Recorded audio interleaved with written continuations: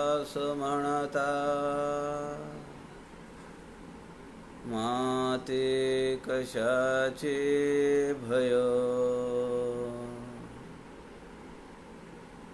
रामा जाईन ज्या स्थळी सुख घना, होईल तेथे जय. रामाया भुवनात्रयी तुझ विणा, नाही दुजा तारक.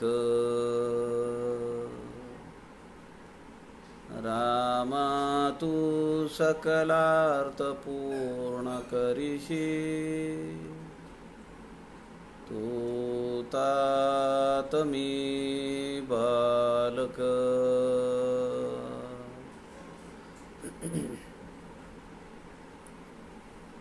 शुका सारिखे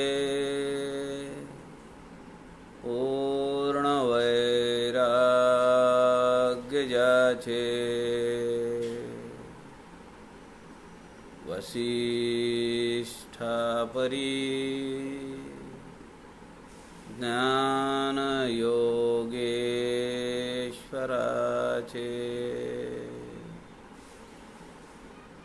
कवी वाल्मिकी सारिखा मान्य ऐसा, नमस्कार माझा सद्गुरु रामदासा.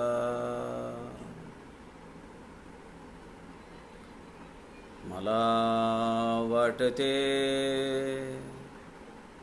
अंतरी त्वा वसावे, तुझ्या दासबोधासी त्वा बोधवावे. अपत्यापरी पाजवी प्रेमरसा, महाराजया सद्गुरु रामदासा. जय जय रघुवीर समर्थ, सब संतन की जय.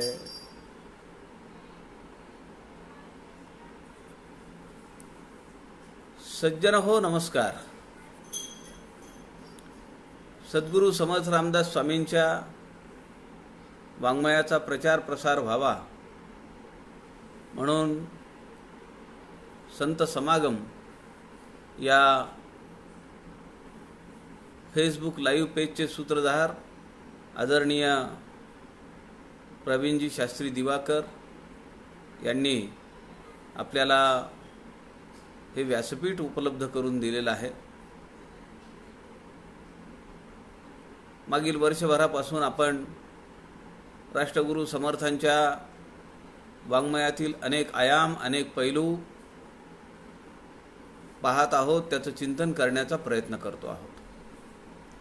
सध्या आपण समर्थकृत 11 लघु काव्यापैकी 21 समासी अर्थात जुना दासबोध आपण पाहतो आहोत आणि यातला जो 5वा समास आहे, 5व्या समासातील ओबी क्रमांक 90 पर्यंत परवाच्या दिवशी आपण अभ्यास केलेला होता.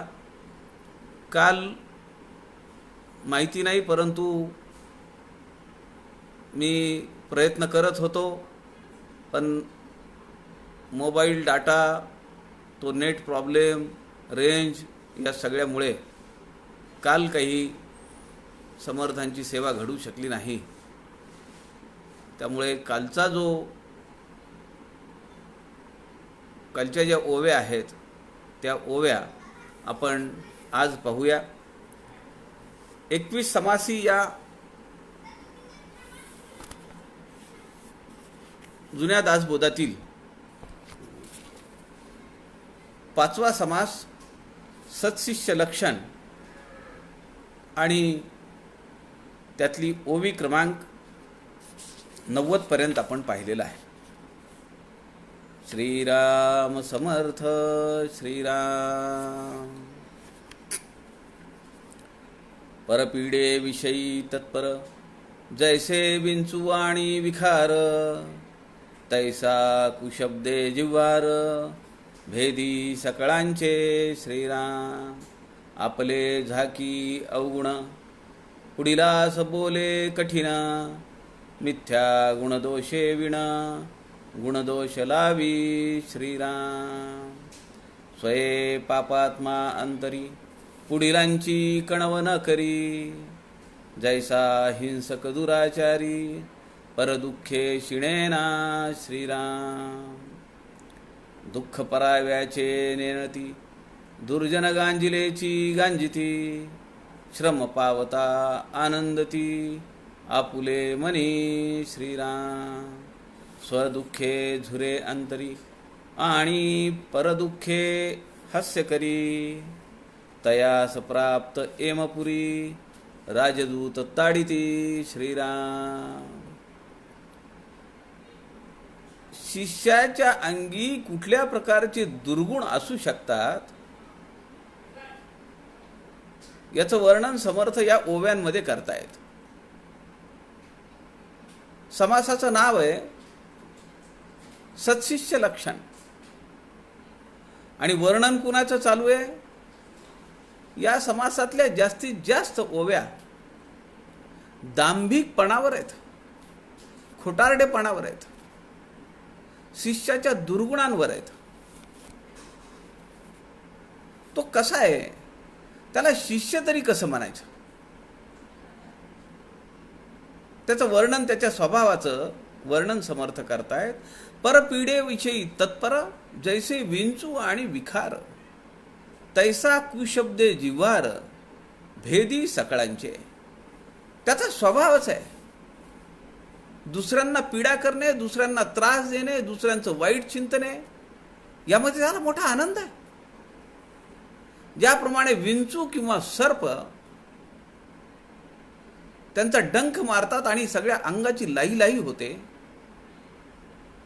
त्याप्रमाणे याचं बोलणं असं आहे कुशब्दे जिव्हार. त्या विषासारखं याचं बोलणं आहे. याच्या तोंडी लागणं, याच्या नादी लागणं म्हणजे आपण आपलं ओढवून घेणं आहे, मरण ओढवून घेतल्यासारखं आहे.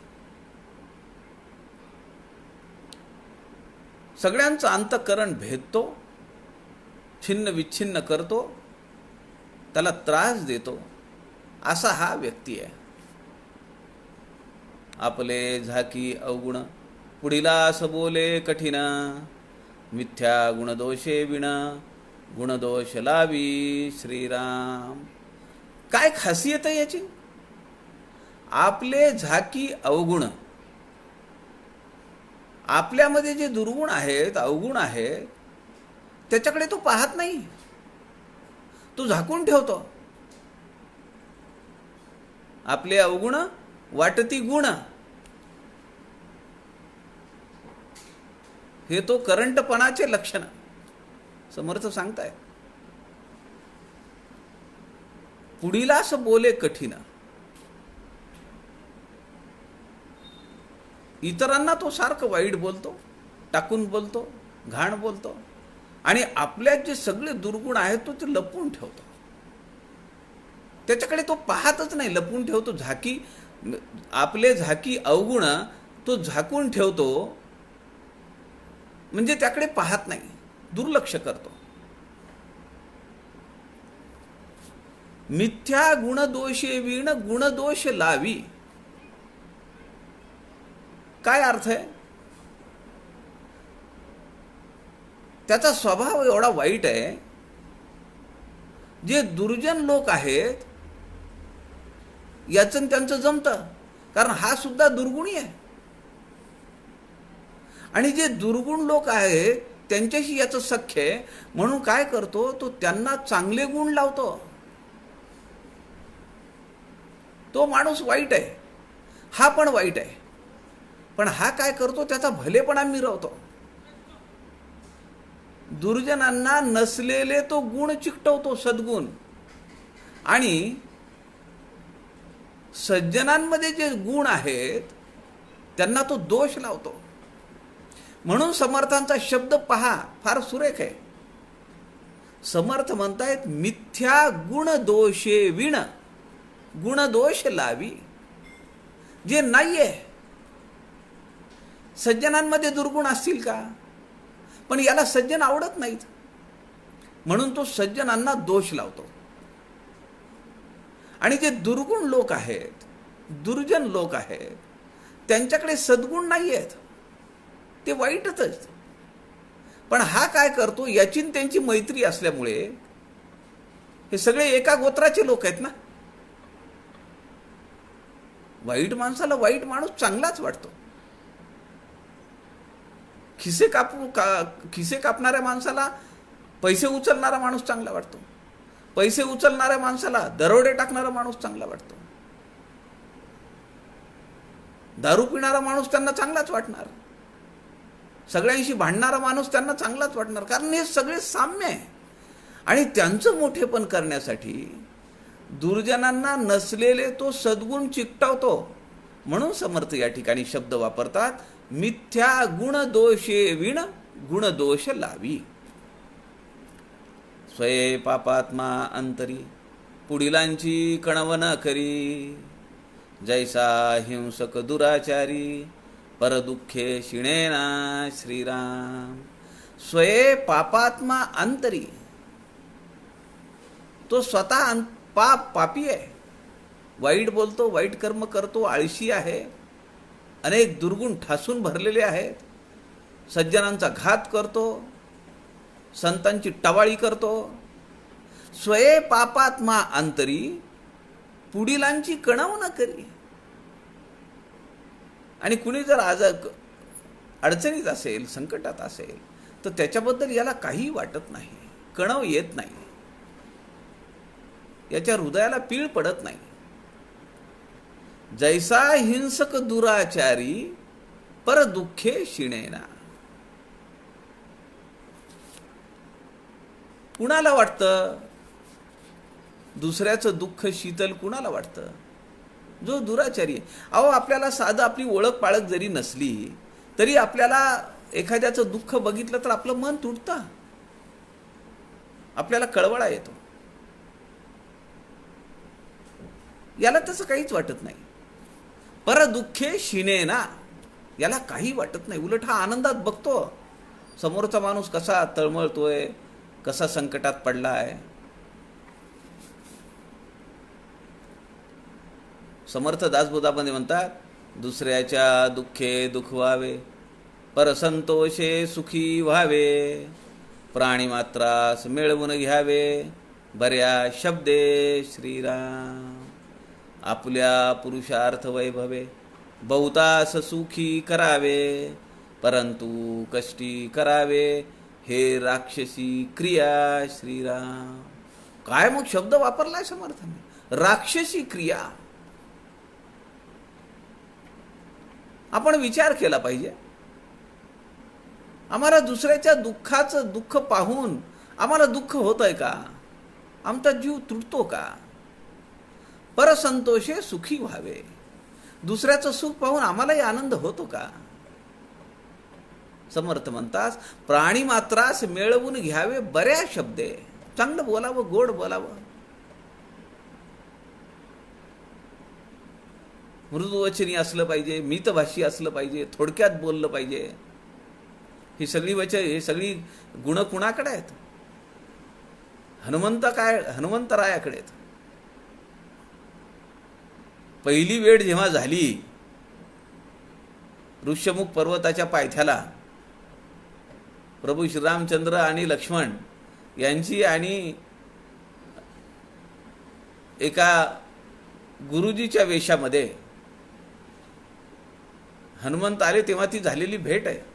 आणि तेव्हा जो संवाद झालेला आहे, तेव्हा प्रभू श्रीरामचंद्र लक्ष्मणाला सांगतात, कारण चर्चा झाली, ओळख पटली. मग हनुमंत म्हणाले की स्वामी, मी आता माझ्या धन्याला सांगून येतो. तो घाबरलाय.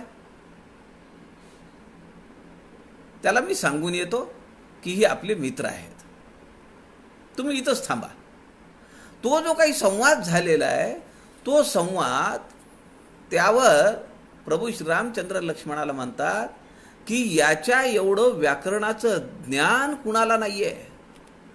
कुठला शब्द कंठातून आला पाहिजे, कुठला शब्द तोंडातून आला पाहिजे, कुठला शब्द हृदयातून आला पाहिजे, हे सगळं त्याला ठाऊक आहे. त्याला व्याकरण माहिती आहे. कोणत्या शब्दावर किती जोर द्यावा, शारीरिक हालचाल कशी करावी, हे त्याला सगळं माहिती आहे. असं प्रभू श्रीरामचंद्र लक्ष्मणाजवळ हनुमंताचं कौतुक करतात. समर्थ पुढे म्हणतात, आपुल्या पुरुषार्थ वैभवे, आमच्याकडे जी काही संपन्नता असेल, 2 पैसे असतील, नाही आमच्या ओळखी पाळखी असतील, नाही बलसंपन्नता असेल, आपुल्या पुरुषार्थ वैभवे बहुतास सुखी करावे. जेवढं देता येईल सुख ते त्यांना द्यावं. कुणी अडचणीत सापडलाय त्याला जाऊन मदत करावी. कुणी अशक्त आहे त्याला हॉस्पिटलमध्ये पोचवावं.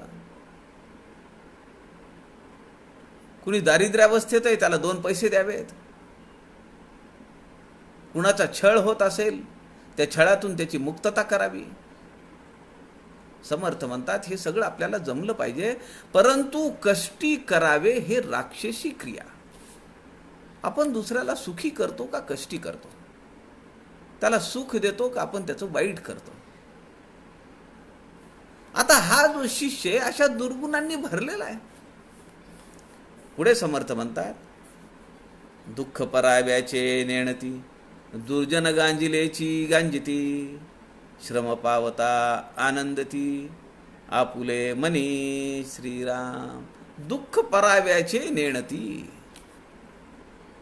हा परदुःख शीतल आहे. मी मागे आपल्याला म्हणालो होतो, समर्थ वाङ्मयाचा अभ्यास करणाऱ्यांना एक प्रश्न आहे, समर्थ परदुःख शीतल होते का? पटवून द्या. किती शिष्यांवर? अहो हा सगळा राष्ट्र, हे सगळं राष्ट्र खितपत पडलेलं होतं. या राष्ट्राला उभं करण्याचं सामर्थ्य समर्थांनी मानवी मनामध्ये चेतवलंय. ते परदुःख शीतल कसे असतील? समर्थांना इथली जाणारी वाहतात, इथल्या समाजाचं होणारं शारीरिक, मानसिक, आर्थिक शोषण,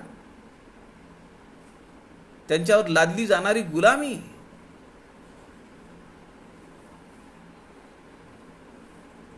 उद्ध्वस्त होणारी मठ, मंदिरं, आश्रम, हे सगळं पाहावलं नाही. ते परदुःख शीतल नव्हते. दुःख पराव्याचे नेणती, दुर्जन गांजिलेची गांजिती, श्रम पावता आनंदती, आपुले मनी. हा एवढा हरामखोर आहे की जेव्हा माणूस तळमळतो आहे, तडफडतो आहे, त्रासाने उद्विग्न झालेला आहे, हा त्याला पाहून अजून त्यात तेल ओततो आणि मनात आनंद येतो. त्याला आसुरी आनंद आहे हा. आपल्यामुळे लोकांना त्रास झाला याच्यानेही लोकांना आनंद होतो. आहेत काही लोक असे, दुसऱ्यांना कसा त्रास होईल हे ते कायम त्यांचं डोकं त्याच्यातच आहे. स्वदुःखे झुरे अंतरी आणि परदुःखे हास्य करी, तयास प्राप्त एमपुरी, राजदूत ताडिती श्रीराम. राजदूत म्हणजे हे यमाचे दूत आहेत. स्वदुःखे झुरे अंतरी, आपल्या प्रापंचिक शारीरिक व्याधींनी तो आतल्या झुरतोय, परंतु वरून कसा आवानतो. आणि एवढा असताना सुद्धा दुसऱ्याच्या दुःखावर विनोद करतो, हसतो. त्याला यमपुरीच प्राप्त होणार, नरक यातना प्राप्त होणार.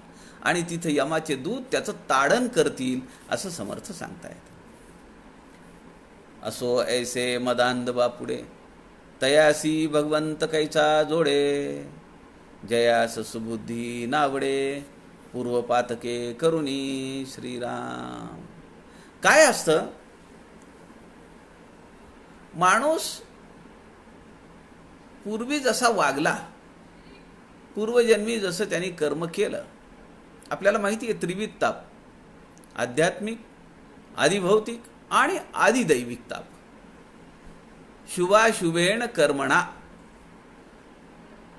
आपण किती लोकांना त्रास दिला, किती लोकांना वाईट बोललो. समर्थ म्हणतात, पेरिले तेची उगवते, बोलण्यासारखे उत्तर येते, कर्कश बोलावे ते काय निमित्त श्रीराम. का बोलायचं कर्कश, का डिवचून बोलायचं. समर्थ म्हणतात, पूर्वी जी पातक केलेली आहे त्याप्रमाणे आपला स्वभाव बनला. असो ऐसे मदांध बापुडे, तयासी भगवंत कैचा जोडे. त्याला भगवंताची प्राप्ती होईल कशी. भगवंत उलट त्याला दूर करतो. तुला ती आवडतंय ना, चिखलात राहायला आवडतंय ना, शेणात राहायला आवडतंय ना, मग तिथंच तू रममाण हो. अजून 2 पावटे टाकेल, व्यवस्था करील. पहिलं शेण वाळत आलंय का, भगवंत व्यवस्था करील एखाद्या जनावराची, जा तिथं अजून थोडी घाण करून या, म्हणजे ते तिथंच रममाण होतील. जयास सुबुद्धी नावडे, पूर्व पातके करुणी. माझे एक मित्र आहेत, ते नगरसेवक होते. त्यांनी त्या नगरसेवक पदाच्या काळामध्ये भरपूर कमावलं. एक फॅक्टरीचं युनिट टाकलं, व्यापार केला, सगळीकडे हाणामारी करायची, लोकांना लुटत राहायचं, स्वभावच. काही वर्ष गेली, कुटुंबाची वाताहत झाली. मुलगा त्यांच्याकडे बघेना, त्याचं वेगळं विराड त्यांनी केलं. एक मुलगी मित्रासोबत पळून गेली. आयुष्याची अशी वाताहत झाली. आणि आयुष्याच्या उत्तर काळामध्ये या दोघा नवरा बायकोंना वाटलं की आपण वेद पाठशाळेमध्ये जाऊन राहावं, तिथं सेवा करावी.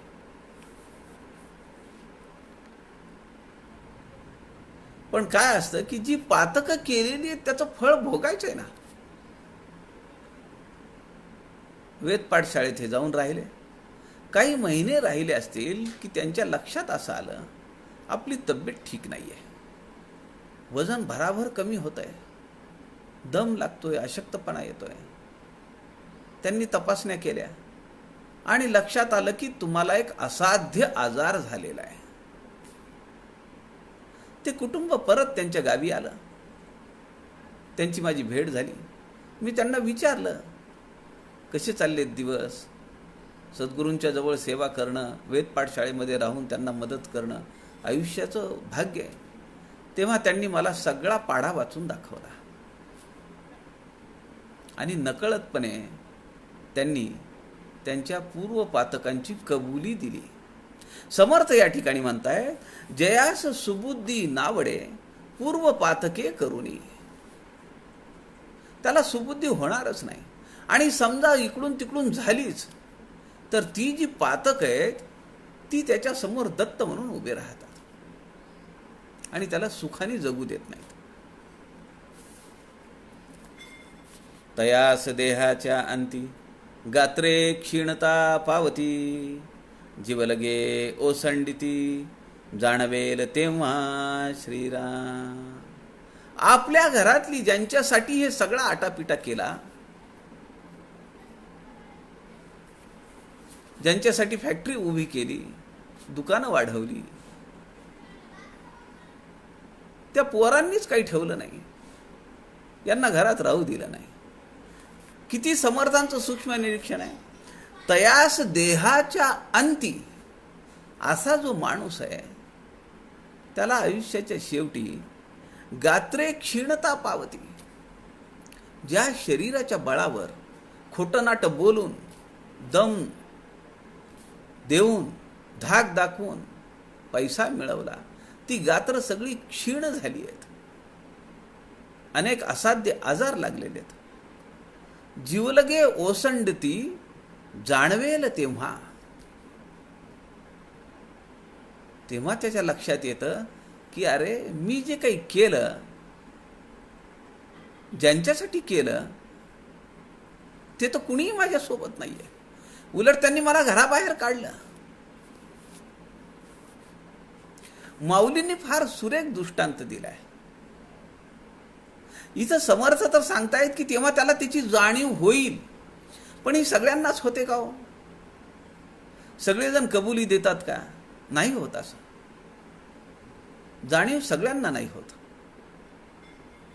माऊलींनी एक संदर्भ दिलाय. सापानी बेडकाला धरलंय गिळण्यासाठी. फार सुरेख दृष्टांत आहे. माऊलींनी सुद्धा किती कसं पाहिलं असेल आणि ते शब्दबद्ध केलाय तो प्रसंग. सापानी बेडकाला गिळण्यासाठी त्याचे दोन्ही पाय तोंडात धरलेले आहेत. त्याचं गिळणं चालू आहे बेडकाला. बेडकाच्या समोर एक माशी आहे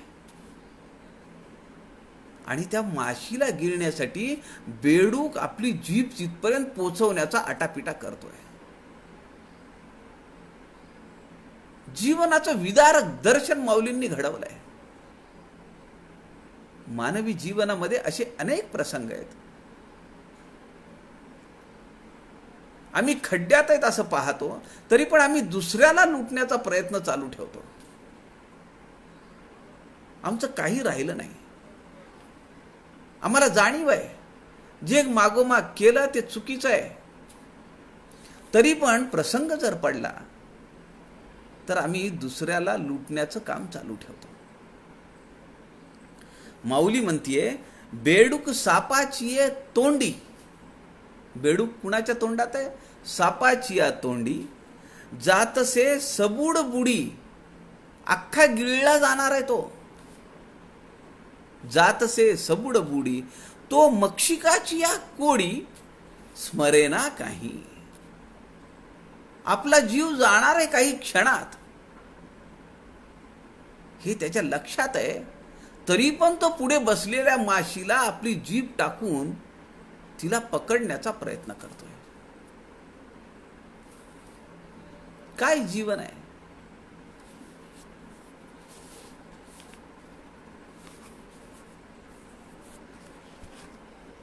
तयास देहाच्या अंती गात्रे क्षीणता पावती. जीवलगे ओसंडती जाणवेल तेव्हा. सुनील दादा चिंचोळकरांनी एका काव्याचं, एका गाण्याचा संदर्भ दिलाय. सुनील दादा चिंचोळकर म्हणतात, सुख में तेरे साथ चलेंगे, दुख में सुख मोड़ेंगे. सुख में तेरे साथ चलेंगे, दुख में सब मुख मोड़ेंगे. तू जेव्हा सुखात आहेस तेव्हा सगळे लोक तुझी वाहवा करतील. बायका, पोरं, सुना, नातू, जावाई सगळे वाह छान, वाह छान म्हणतील. सुख में तेरे साथ चलेंगे, दुख में सब मुख मोड़ेंगे. जेव्हा तू कठीण अवस्थेत असशील, विपन्नावस्थेत असशील, वार्धक्याने जर्जर झालेल्या व्याधीग्रस्त अवस्थेत असशील, तेव्हा हीच माणसं तुझ्याकडे पाहून न पाहिल्यासारखे करतील. मानवी जीवनाचं अत्यंतिक विदारक दर्शन या काव्यामध्ये कवी नीरजांनी केलेलं आहे. सुख में तेरे साथ चलेंगे, दुख में सब मुख मोड़ेंगे. दुनिया वाले तेरा बनकर तेरा ही दिल तोडेंगे. तुला वाटतं की ही माझी सगळी माणसं आहेत, माझे नातेवाईक आहेत, पण ते काय करतील? दुनिया वाले तेरा बनकर तेरा ही दिल तोडेंगे. होगा मसीहा सामने फिर भी. भगवंत साक्षात समोर उभा आहे. होगा मसीहा सामने फिर भी न तू बच पाएगा. कारण पूर्व पातके करुणी तुला कुणीही वाचवू शकणार नाही, साक्षात परमेश्वर उभा असला तरी. तेरा अपना खून ही आखिर तुझको आग लगाएगा.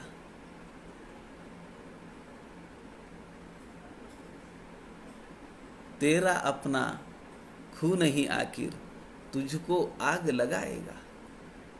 32 दिवसापूर्वी या घटनेचा मी साक्षीदार आहे ना, या घटनेतून मी गेलोय.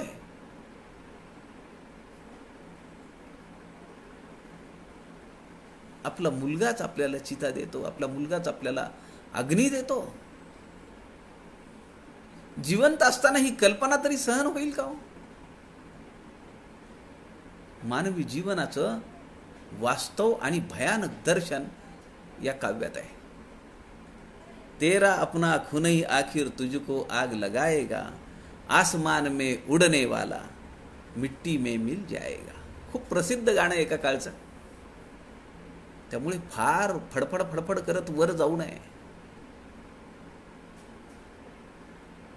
कशाचाही दर्प, अहंकार, अभिमान माणसाला कधी मातीत घालील याचा नेम नाही. समर्थ म्हणतात, जीवनाची ही जर शोकांतिका आमच्या लक्षात येत नसेल तर जगण्यात उपयोग काय? आणि जर ही शोकांतिका होणार आहे असं जर लक्षात येईल तर माणूस पातकांकडे कसा वळेल? त्याचं धारिष्ट्य नाही होणार तिकडे वळायचं.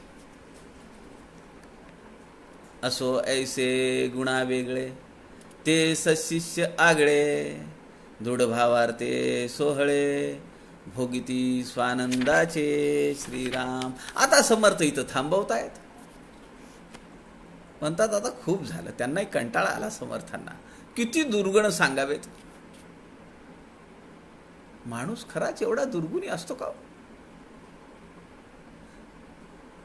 पण समर्थांनी भारताची परिभ्रमण करताना, भारताची परिक्रमा करताना देशामध्ये असे अनेक लोक पाहिले असतील. असो ऐसे गुणा वेगळे, ते सशिष्य आगळे, दृढ भावार्थे सोहळे, भोगिती स्वानंदाचे श्रीराम. या सगळ्यापेक्षा हटके असणारे जे सत्शिष्य असतात ते सद्गुरूंच्या वचनावर विश्वास ठेवणारे आणि अनन्य शरणागतता असलेले असतात. मुख्य सत्शिष्याचे लक्षण सद्गुरु वचनी विश्वास पूर्ण आणि अनन्य शरणागतता. त्यांना काय? ते भोगिती स्वानंदाचे सोहळे. स्व अधिक आनंद. स्व म्हणजे माझं, आनंद म्हणजे आनंद. माझ्या आत असलेला आनंद तो कुठे आहे? आतच आहे. पण मी मात्र त्या आनंदासाठी दारोदार भटकतो, वस्तू आणि व्यक्तींचा संचय करत जातो, पण मला त्यात कुठेही आनंद मिळत नाही. समर्थ म्हणतायत दृढ भावार्थे हा शब्द फार महत्वाचा आहे. अशा सत्शिष्यांची श्रद्धा ही दृढ आहे आपल्या सद्गुरूंवर आणि त्यांचा हेतू शुद्ध आहे. त्यामुळे ते स्वानंद सुखाचे सोहळे भोगत राहतात. पुढे समर्थ म्हणतात, जय स्थळी विकल्प जागे, कुळाभिमान पाठी लागे, ते प्राणी प्रपंच संगे, हिमपुटी होती श्रीराम. कुळाभिमान, मी मोठा, माझा कुळ एवढं मोठं, आमचा वारसा एवढा मोठा, आमच्या आजोबांनी हे केलं, आमच्या पंजोबांनी ते केलं. अरे आपण काय केलं? समर्थ दासबोधामध्ये म्हणतात, भोगी स्वदेशी विपत्ती, सांगे वडिलांची कीर्ती, तो एक मूर्ख. 14 पिढ्यांचे पोवाडे सांगून काय करायचे? आपण काय केलंय? आपली धमक काय? याचाही विचार आपण केला पाहिजे. अशी माणसं प्रपंचामध्ये हिमपुटी होतात, निराश होतात, वैफल्यग्रस्त होतात. जेणेकरिता दुःख झाले, तेची मनी दृढ धरिले, तेणे गुणे प्राप्त झाले, पुन्हा दुःख श्रीराम. या जन्मी काही मला पाप पुण्य मिळालं नाही, या जन्मी काही मला आनंद मिळाला नाही, या जन्मी काही मला सुख प्राप्त झालं नाही. किमान भगवंता मला पुढच्या जन्मी तरी सुखात ठेव रे, असं आपण म्हणतो का नाही? सहज म्हणून जातो. समर्थ म्हणतात पुढच्या जन्मासाठी सुती घेतली, ॲडव्हान्स दिला, बयाना दिला. पुढील या जन्माची सुती घेतली. सुती म्हणजे ॲडव्हान्स, बयाना दिलाय. असं काही करणं, असं काही मनात येणं म्हणजे आपण पुढच्या जन्मीची अपेक्षा आहे आपल्याला. जेणेकरिता दुःख झाले, ज्या प्रपंचामुळे दुःख झालंय तोच प्रपंच पुढच्या जन्मी अजून मागायचा.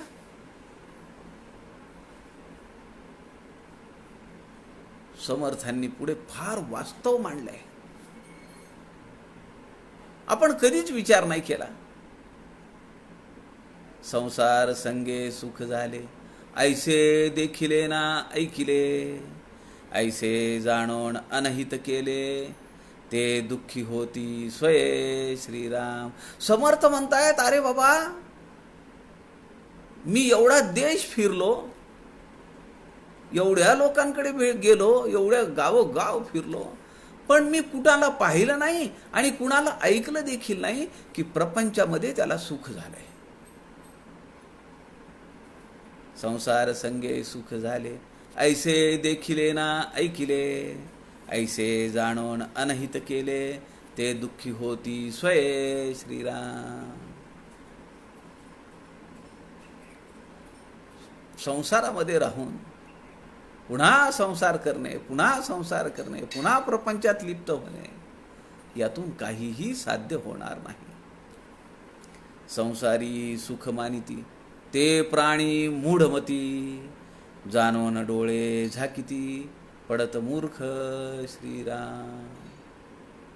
आध्यात्मिक ग्रंथांचा अभ्यास करतात, पारमार्थिक वाटेवरची साधना करतात आणि तरीही प्रपंचात अडकतात, तरीही प्रपंचात लिप्त होतात. समर्थांना मोठं आश्चर्य वाटतंय. कळतं पण वळत नाही. हे सगळं त्याला माहिती आहे, कारण तो पडत मूर्ख आहे. त्यांनी याचा अभ्यास केला आहे.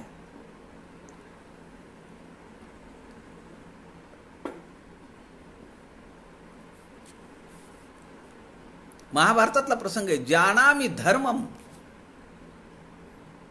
नचमे प्रवृत्ती.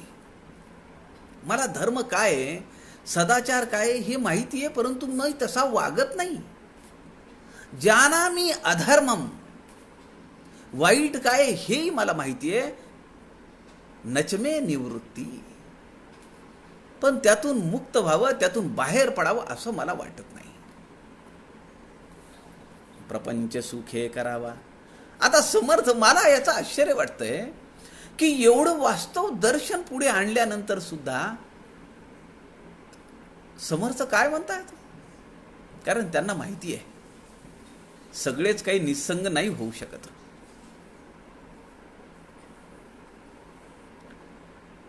प्रत्येकाला प्रपंच करायचा आहे, संसारात रमायचं आहे. मग समर्थ म्हणतात असं आहे का, ठीक आहे, प्रपंच सुखे करावा, परी काही परमार्थ वाढवावा, परमार्थ अवघाची बुडवावा, हे विहित नव्हे श्रीराम. अरे एवढं तरी करा. मग आता प्रपंचात गोडी आहे का, आवडतो का प्रपंच करायला, ठीक आहे, प्रपंच सुखे करावा, करा, सुखाने करा, पण त्या सुखात रममाण होऊन परमार्थाकडे पाठ फिरवू नका. परी काही परमार्थ वाढवावा, परमार्थ अवघाची बुडवावा, हे विहित नव्हे. समर्थांच्या लक्षात आलं की ब्रह्म सत्य जगन मिथ्या हे म्हणून ज्या माणसाला खायला काही नाहीये तो त्याला कसली साधना करायला सांगणार. त्याचा अगोदर पोट तर भरू दे, पोट भरल्यानंतर त्याला आपण सांगू. समर्थ हे तसेच तुसडे नाही आहेत. म्हणून समर्थ म्हणतात, समर्थ तुसडे नाही आहेत, समर्थ हेकांडी पण नाही आहेत. मला जे पटलं किंवा मी जे समोर मांडले ते अंगीकारलंच पाहिजे हा त्यांचा हट्ट नाहीये.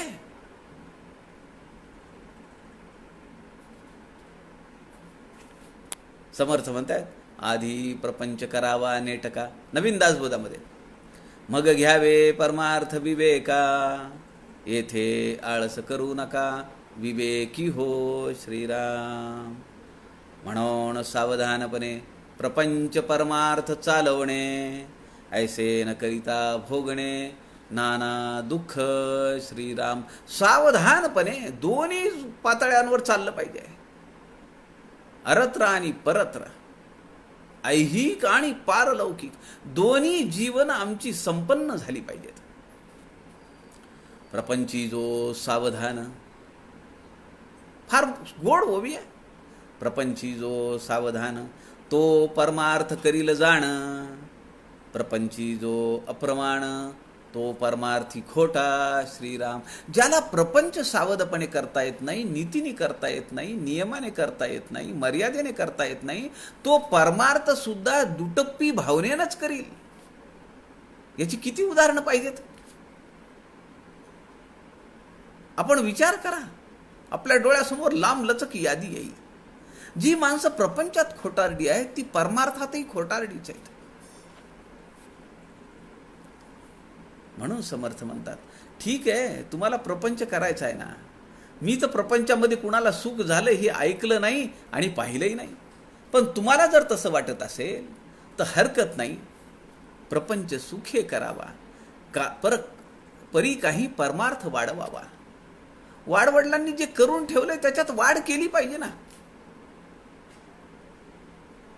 वडिले जे केले ते पाहिले. समर्थ दासबोधामध्ये सांगतात, वडिलांनी जे निर्माण करून ठेवलेलं आहे ते आपण पाहिलं पाहिजे आणि त्यात ॲडिशन केलं पाहिजे आपलं. आजपर्यंत आम्ही साधना करत होतो, 5 माळा ओढत होतो. नाही, आता आपल्याला 7 माळा केल्या पाहिजेत, 9 माळा केल्या पाहिजेत, 11 माळा केल्या पाहिजेत. आत्तापर्यंत मी फक्त दासबोधाचा अभ्यास करत होतो. दासबोधाचा अभ्यास करत करत आता ज्ञानेश्वरी वाचली पाहिजे, गाथा वाचल्या पाहिजेत, संत नामदेवांचं चरित्र वाचलं पाहिजे, तुकारामांचं चरित्र वाचलं पाहिजे. आज परमपूज्य आद्य शंकराचार्यांची जयंती आहे. मागच्या 3-4 दिवसांपासून आमच्या पूजनीय विश्वासशास्त्री घोडजकर त्यांनी आचार्यांची 5 दिवसांची प्रवचनं ठेवली. आचार्य किशोरजी व्यासांची, श्रीमद आद्य शंकराचार्य, त्यांच्या जीवनाचं सगळं चरित्र 5 दिवस मांडलं. आज शेवटचा दिवस आहे.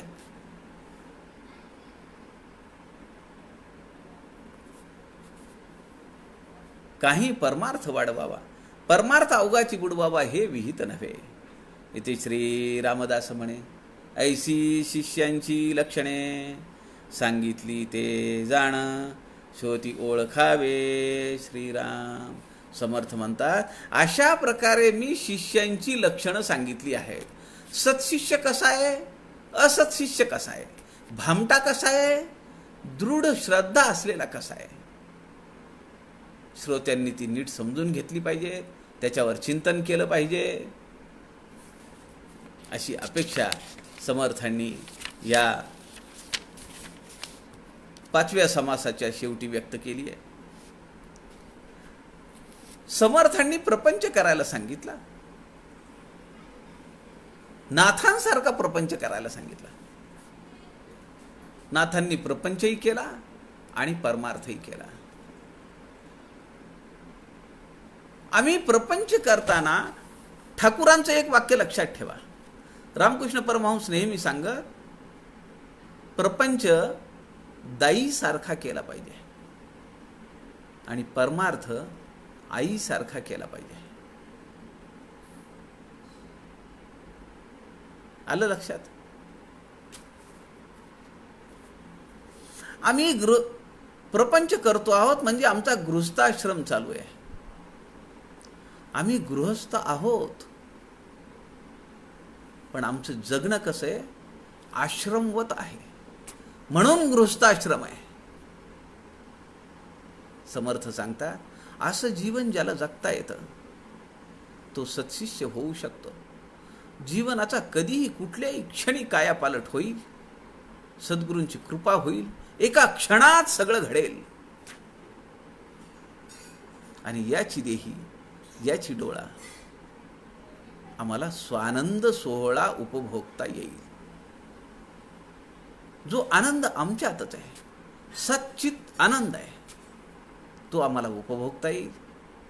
परब्रह्माशी तदाकारता होईल, त्याची प्राप्ती करून घेता येईल. माझं निज स्वरूप मला समजेल, कारण सद्गुरूंची कृपा माझ्यावर झालेली आहे. अशी कृपा आपल्या सगळ्यांवर व्हावी अशी श्रीरामचंद्रांना विनंती करू. उद्या आपण 21 समासी दासबोध ग्रंथातील 6वा समास वैराग्य निरूपण.